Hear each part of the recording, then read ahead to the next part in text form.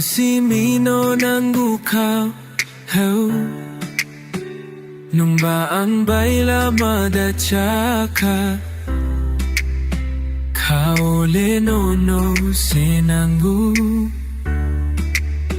Hani sajak ya katijak kokno Sana mo chungo no aisa Nini maya mana mo chungo kautini Ani lang mao hamjak makokno sana himani Saboy manliya kiping dong mani No nai tuk mang kapang mo Ani wan suk mang kale baita Tini nini tinang bayani lang mani manjuna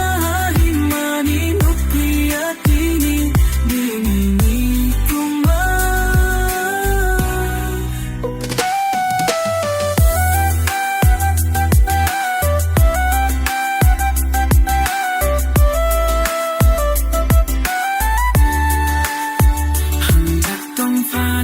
Saway man yan nasikmang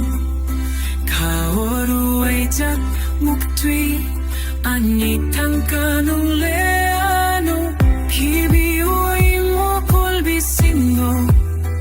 Ruay jak sak